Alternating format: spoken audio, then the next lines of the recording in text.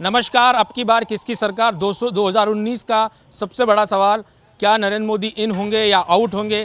क्या राहुल गांधी इस बार वापसी करेंगे या फिर कांग्रेस एक बार फिर जीत का परचम लहरा पाएगी या फिर और कोई चेहरा जो देश की राजगद्दी पर आसीन होगा? जनता जनार्दन क्या सोचती है और आखिर किन मुद्दों के आधार पर 2019 का चुनाव होगा? और कहीं ना कहीं 2019 में जब आप जाएंगे, नमस्कार, सबका बहुत बहुत स्वागत है इस चर्चा में।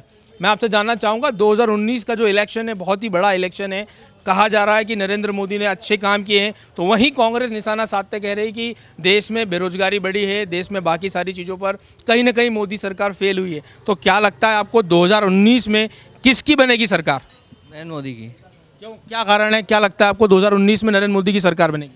नरेंद्र मोदी ने इंटरनेशनल लेवल पे इंडिया की इमेज बहुत सुधारी है, जबकि राहुल गांधी बाहर जा के कह रहा है कि इंडिया में बहुत बेरोजगारी है। ये सब गलत है। नरेंद्र मोदी सरकार ने बहुत सारे कदम उठाए, जैसे make in India, skill development, surgical strike, नोटबंदी। ये सब चीज़ें हैं जो नरेंद्र मोदी को वापस जिता सकती है। नहीं जिता सकती है। आप अब बोलिए कि जैसे आप कह रहे हैं, क्या कोई ऐसा बड़ा बदलाव नज़र आया आपको देश में पिछले 4 साल में? सबसे बड़ा बदलाव तो आप इंदौर में ही देख सकते हैं, स्वच्छ भारत अभियान का, जो इंदौर 2-3 बार नंबर 1 पे रहा है। आप इंदौर की गलियां देख सकते हैं कि कितनी साफ़ सफाई है, और आप दूसरी सिटीज़ में जाके देख सकते हैं। आप अमेठी में जाइए, आप यूपी में जाइए और आप इंदौर देखिए, कंपैरिजन आपको दिख जाएगा। अमेठी और इंदौर का कंपैरिजन कर लीजिए आप। अमेठी और इंदौर का कंपैरिजन बताना है कि इंदौर देश का सबसे स्वच्छ शहर है। वहीं राहुल गांधी जो बात कर रहे हैं कि हम देश को सबसे स्वच्छ बनाएंगे और रोजगार युक्त बनाएंगे, एक बार फिर सीधा निशाना साधा मध्य प्रदेश की जनता ने कि अमेठी का और इंदौर का कंपैरिजन कर लीजिए। आइए हम आपसे जुड़ते हैं। सर, आप बताएं, आप व्यापारी वर्ग से आते हैं, क्या लगता है आपको कि 2019 में किसकी होगी सरकार? ऐसे तो परिवर्तन की लहर चल रही है, जनता भी परिवर्तन चाहती है, क्योंकि मोदी जी की सरकार वादों पे खरी नहीं उतरी। जिन कारण से हमने मोदी जी को चुना वो एक भी नहीं हुआ। जैसे राम मंदिर, पाकिस्तान पे नहीं थी, चीन पे नहीं थी, अमेरिका पे नहीं थी। डॉलर की कीमत बढ़ रही है, देश की कोई आर्थिक उन्नति नहीं हुई।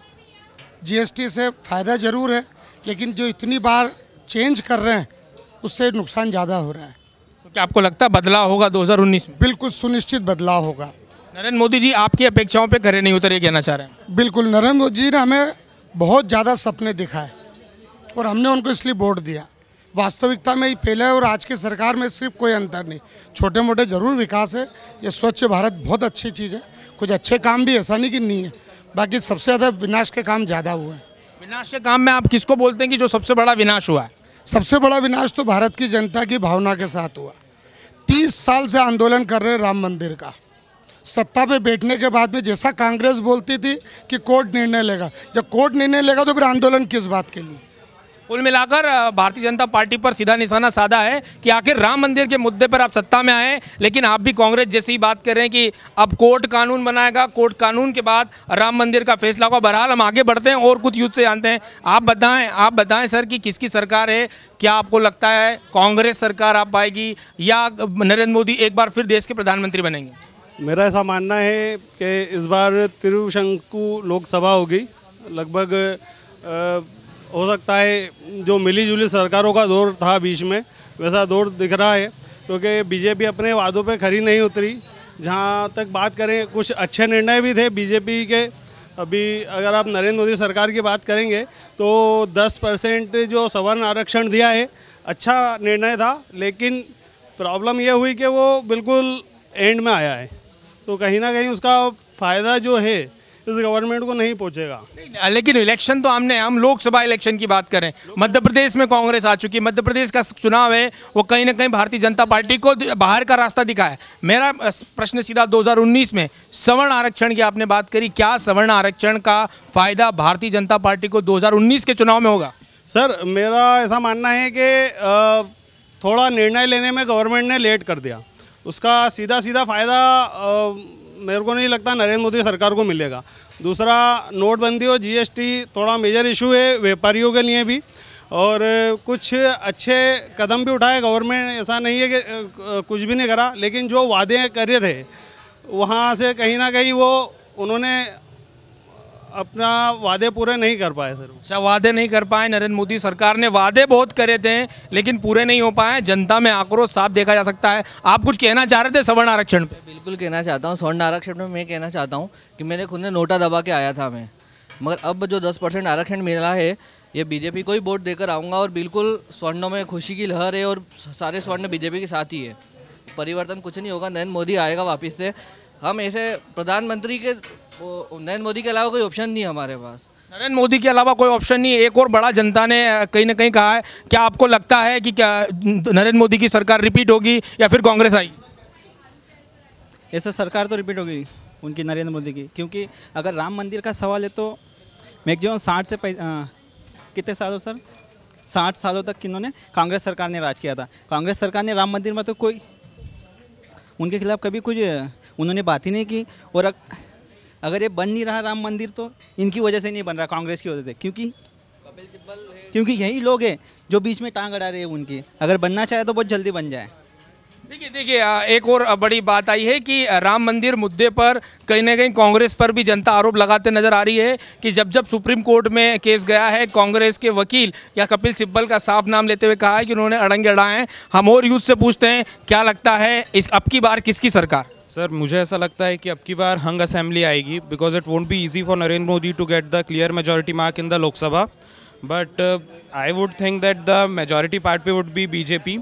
And secondly, as dear sir pointed out that Ram Mandir issue and Modi ji भावनाओं यानी विश्वास पे खरे नहीं उतरे, तो मैं लोगों को याद दिलाना चाहूँगा कि लोगों ने एक प्रधानमंत्री इलेक्ट किया है, कोई जादूगर इलेक्ट नहीं किया है. जो काम कांग्रेस पिछले 60 सालों में नहीं कर पाई वो लोग एक्सपेक्ट कर रहे हैं कि नरेंद्र मोदी 5 साल में कर दे, तो ऐसा नहीं है possible. India is such a vast country that you need to give some time to mister Modi to see the overall change. अब आप जैसे बात कीजिए रोड डेवलपमेंट की, नितिन गडकरी इतना अच्छा काम कर रहे हैं, अपने यहाँ कितने प्रोजेक्ट्स अटके पड़े थे, लोग पॉलिसी पैरालिसिस था कांग्रेस के राज्य में. अब आप देखिए हाईवेज की डेवलपमेंट की स्पीड, जब कांग्रेस सरकार थी तब दिन में 2 किलोमीटर हाईवे बनते थे, अब दिन में 10 किलोमीटर एक दिन में हाईवे बनता है और उसका टारगेट है 2019 में 20 किलोमीटर करने का. आप रेलवे सेक्टर ले लीजिए, since from the past 60 year there have been no dedicated freight corridor, but ये जो पीयूष गोयल आए हैं जब से उन्होंने डेडिकेटेड फ्रेट कॉरिडोर बनाया. इससे 3 फ़ायदे होंगे. आपका सामान टाइमली डिलीवर होगा, एम्प्लॉयमेंट मिलेगा. सर देखिए बात ऐसी होती है कि आपको किसी की नीयत पे शक होना चाहिए या आपको उसकी एक वो होता है फ्रेमवर्क. कांग्रेस क्या करती है, अपीजमेंट पॉलिटिक्स करती है, छोटे छोटे लॉलीपॉप पकड़ा देती है जनता को. जैसे अभी रिसेंटली कमलनाथ ने क्या किया, किसानों के कर्ज माफ़ कर दिए, बट उससे हुआ क्या है, कर्ज माफ़ी आपको ही पता है एक लॉन्ग टर्म सॉल्यूशन नहीं है. कर्ज माफ़ी किसके पैसों से की, जो आप और हमारे जैसे टैक्स पेयर्स हैं उनके पैसों से कर्ज माफ़ी की है, तो ये सिर्फ लॉलीपॉप पकड़ा दिया. और सेकेंडली नरेंद्र मोदी गवर्नमेंट की स्कीम है कि किसानों को एजुकेट करो, उनको बताओ कि किस तरह से खेती होती, किस तरह से खेती नहीं होती है. तो आपको ये देखना पड़ेगा कि कौन लॉन्ग टर्म सोच रहा है, कौन शॉर्ट टर्म सोच रहा है. कर्ज माफ़ी इस साल कर्ज, अब देखिए कर्ज तो बीजेपी ने भी तो अलग अलग राज्यों में कर्ज माफ़ी की है. सर देखिए बीजेपी ने वो कर्ज माफ़ी नहीं की, उन्होंने जब देखिए थोड़ी बहुत, अब मैं ये नहीं कह रहा बीजेपी अपीजमेंट नहीं करती है, बट आपको ये देखना पड़ेगा कि ज़्यादा अपीज कौन करता है. अब आप देखिए जहाँ के एक तरफ ममता बनर्जी, अब आप बात करते हैं बीजेपी हिंदुत्व पार्टी है, बीजेपी हिंदुत्व पार्टी है. ममता बनर्जी क्या कर रही है, आप रिलेटिवली पॉलिटिक्स में सर कोई बहुत अच्छा और बहुत बुरा नहीं होता है. पॉलिटिक्स में आपको रिलेटिवली देखना पड़ता है कि 10 लोग हैं उसमें से सबसे बेहतर कौन है. बीजेपी को लोग हमेशा कहते हैं हिंदुत्व की पार्टी है, हिंदुत्व की party, but see what Mamata Banerjee is doing in Bengal. As we all know Bengal में दुर्गा पूजा बहुत बड़ा फेस्टिवल होता है, बट पिछले साल ममता बनर्जी ने दुर्गा पूजा इमर्शन पे बैन लगा दिया just to appease the Muslims कि नहीं आपके नमाज में वो बज रहे हैं, लाउड स्पीकर्स बज रहे हैं, तो नहीं हम वो नहीं होने देंगे. तो अब ज़्यादा कम्युनल कौन है, नरेंद्र मोदी है जो बोलते हैं कि एक हाथ में लैपटॉप हो और एक हाथ में रमज़ान हो, कि ममता बनर्जी है जो सीधे सीधे हिंदुओं की वो भावनाओं के साथ छेड़खानी कर रही है बंगाल जैसे स्टेट में. फिर सेकेंडली बात ये आती है कि जो लोग आज से पिछले नरेंद्र मोदी आने से पहले एक दूसरे को गाली देते थे, आज वो महागठबंधन के नाम पे अलग अलग पॉलिटिकल पार्टियाँ क्यों है, देश में सबसे पहले कांग्रेस थी, अलग अलग पॉलिटिकल पार्टियाँ इसलिए थी क्योंकि उनके आइडियोलॉजिकल डिफरेंसेस थे, बट एक इंसान जो कि अच्छा काम कर रहा है उसको हटाने के लिए सब चोर एक साथ हो गए. अखिलेश और बीएसपी, सब साथ में आ गए। सबसे बड़ा मुद्दा है कि नरेंद्र मोदी ने कुछ करा और सेकेंडली सर, मैं जो राम मंदिर वाला इशू उठाया सर ने, अभी एक बीजेपी एक इंडिपेंडेंट एमपी है, उन्होंने लोकसभा में प्राइवेट बिल ला दिया है। अब सबको दिख रहा है कि कौन सपोर्ट कर रहा है, कौन सपोर्ट नहीं कर रहा है। और सेकेंडली देखिए, जुडिशरी अपने एक अलग ही ऑर्गन है। यहाँ पे जो राम मंदिर वाला इशू है, एक गवर्नमेंट अपने लेवल पे इतना कर सकती है कि वो मुद्दा कोर्ट में उठाए, बट कोर्ट की एक अपनी प्रोसीजर होती है, कोर्ट में ढेर सारे पेंडिंग केसेस है। तो अब कोर्ट ही कुछ नहीं करेगा तो गवर्नमेंट इंटरफेयर नहीं करेगी ना। अब गवर्नमेंट इंटरफेयर करने लगेगी तो लोगों ने वहाँ आरोप लगा दिया कि सीबीआई की इंडिपेंडेंस को भंग कर रही है गवर्नमेंट। फिर आरबीआई वाला केस हुआ था। तो गवर्नमेंट अगर इंटरफेयर करे किसी मामले में तो भी लोग बोल रहे हैं कि गवर्नमेंट ये जो ऑटोनॉमस इंस्टीट्यूट्स है उनकी ऑटोनॉमसता को वो ठेस पहुंचा रही है, उनकी they are threatening their autonomous. And जब कोर्ट के मामले में इंटरफेयर नहीं कर रही है तो लोग बोलते हैं कि नहीं, कोर्ट में भी इंटरफेयर करो। तो साफ तौर पर इनका कहना है, इशारा है कि राजनीति में कोई धर्म नहीं होता है। राजनीति में किसी प्रकार का, या यूं कहें कि इसमें यह देखा जाता है कि कौन अच्छा है या कौन उससे अच्छा है, या यूं भी देखा जाता है कौन बुरा है और कौन सबसे ज़्यादा बुरा है। बहरहाल इसमें कोई अच्छा नहीं होता। साफ तौर पर आपने बिल्कुल सही कहा कि राजनीति में ये ज़रूर देखना ज़रूरी है कि कौन अच्छा है कौन बुरा है। बहरहाल जनता की अलग अलग राय है। आप कुछ कहना चाह रहे थे? सिर्फ मैं इतना से ही कहूँगा, मोदी जी ने जो हमसे, भारतीय जनता पार्टी मोदी सरकार ने जो वादा करके आई है वो उससे बेहतर कई चीज़ कर रही होगी। हमारे से जो उन्होंने वादा करा था, दाऊद को लाने का क्या हुआ, 370 धारा का क्या हुआ। 30 साल से इसको हम सिर्फ इसीलिए पसंद करते थे कि नरेंद्र मोदी को आप पसंद करते थे? मतलब सर, भारतीय जनता पार्टी, नरेंद्र मोदी तो आ जाए, पहले आडवाणी थे, कल ये चले जाएंगे, कल दूसरे आ जाएंगे। लोकतंत्र में तो परिवर्तन होता रहता। ये अपने वादे पे खरे नहीं उतरे। इनने सड़क का वादा करा था क्या कि सड़कें इतनी बनाएंगे? उज्ज्वला योजना का वादा करा था क्या इनने? जो वादा करके जो कर दिया वो गलत किया। मैं गलत की बात नहीं कर रहा हूँ। आपने हमसे जिस चीज़ से हमको कीमत हमने दी आपको, वो आपने हमें नहीं दिया, इसलिए परिवर्तन होना चाहिए। बहरहाल आप देखेंगे कि जनता की जो राय है वो मिली जुली आ रही है। कोई कह रहा है कि भारतीय जनता पार्टी रहनी चाहिए, वहीं कहना व्यापारी का भी है कि कहीं ना कहीं सत्ता परिवर्तन होना चाहिए। तो कुल मिलाकर लोगों की अलग अलग राय है, अलग अलग बातें हैं। बहरहाल एक बात तो ये डिस्कशन से साफ हो चुकी है कि 2019 का इलेक्शन ओपन टू ऑल है।